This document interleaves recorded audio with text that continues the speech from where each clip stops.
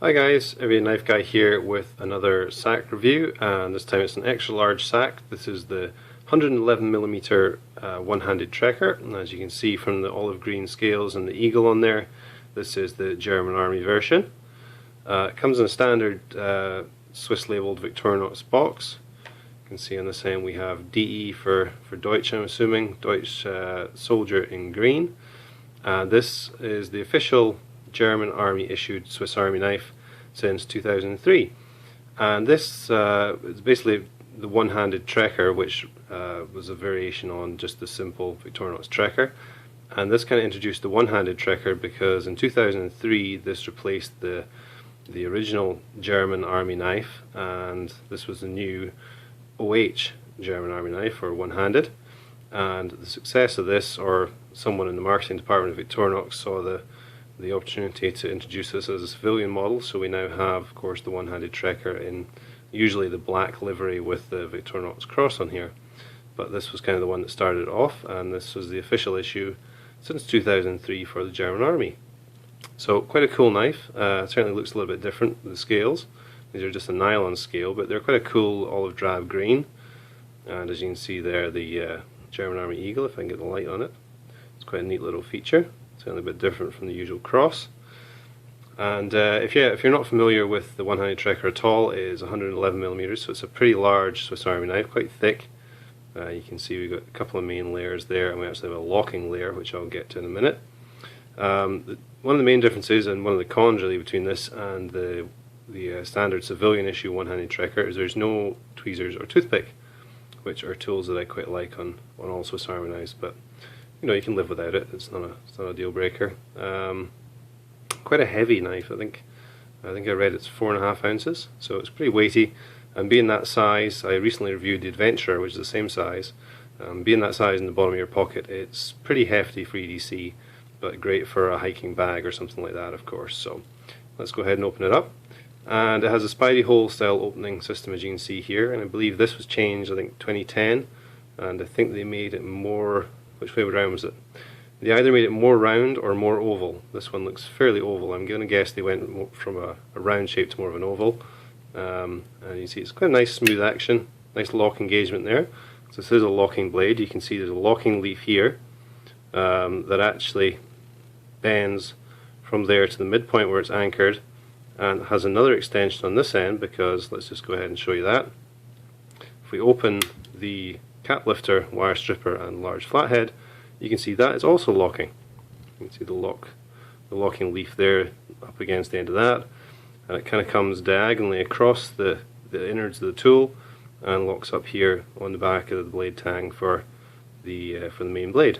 So that's your locking leaf. If I can get let me just adjust the lights here, see if I can get the light shine on this.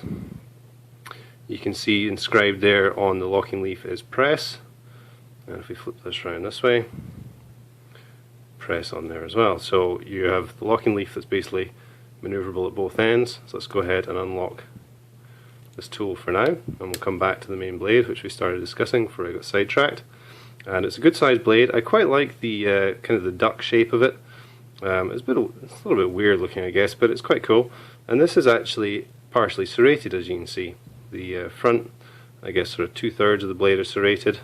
Comes to a plain edge at the back here. Really nice and sharp. I'm actually using this quite a bit recently for food prep and stuff. Really enjoying using the serrations, and really not normally something that I'm into, but it's quite cool, and I like the fact the serrations are on the front here because it gives it a really good bite when you're cutting into something. You can see there Victorinox Swiss made on the blade, stamped there. It's quite a nice touch. And yeah, you have the press and you have a locking leaf like this. Now, you may have noticed or picked up on the fact that this is basically a left-handed liner lock, which is my #1 con for this knife, because it's got a really nice action on it. It's quite fun just to sit and open and close if you're into that sort of thing, but you're going to have to do that with your left hand unless you want it to be really awkward. Now you can see that's nice and smooth. I'm not only right-handed, I'm severely not left-handed at all in anything, but I find that fairly easy.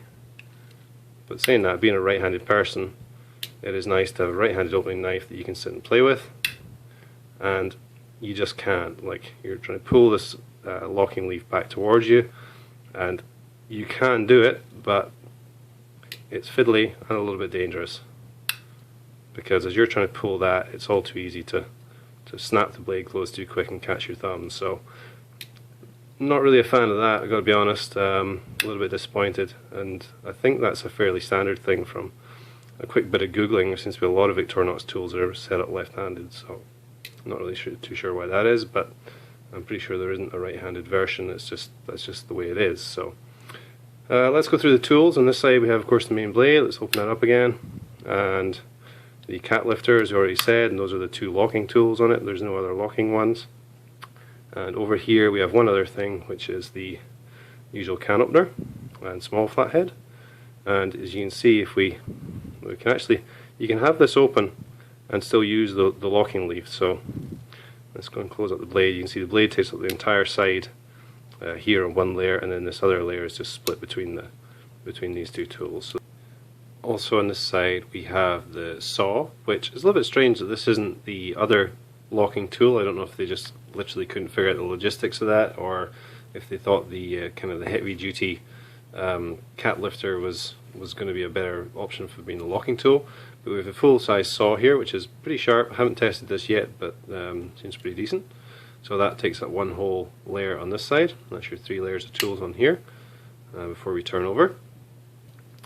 Round the back here we have the 3D Phillips, which is quite nice, quite a positive stop there, and you can really use that as quite a torquey sort of driver, the way it's set up.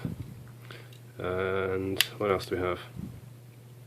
We have the awl here, quite a nice sharp awl. This one doesn't have the sewing eye on it, but that's no great loss, because this is really just for piercing or drilling into wood or something like that, and it's pretty sharp and quite a useful little tool for that, I find. And yeah, that's pretty much it, guys, because on the back here we have a layer here just with one tool, layer here with one tool, and obviously the cutout in the actual scale, and then our middle layer here, of course, is kind of the back spring for, or spacer rather, for the liner lock on this side. So for being so chunky and so large, you don't get a huge number of tools, and you know, that's really just a sacrifice for having that locking mechanism, which is nice. I mean, it's a good big beefy knife. You could certainly you know, get some work done with that, and it's nice to have a locking blade, of course, and that nice Spidey hole easy opening system.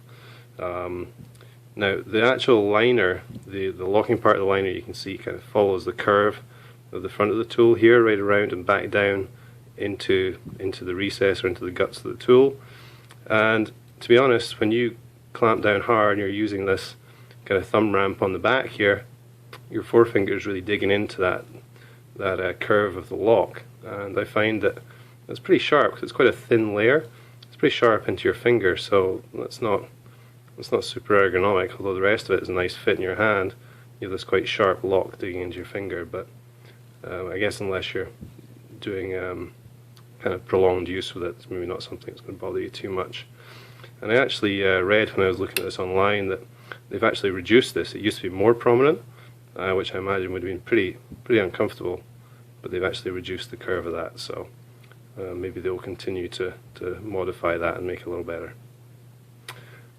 Anyway, guys, I think that's about it, really. Quite a nice knife. I certainly do dig the look of it. I think it's pretty cool that it's slightly different from the standard Victorinox, and yeah, it's a decent model if you're looking for a locking blade, for sure. Just have the keyring on the back there, that's the only other thing.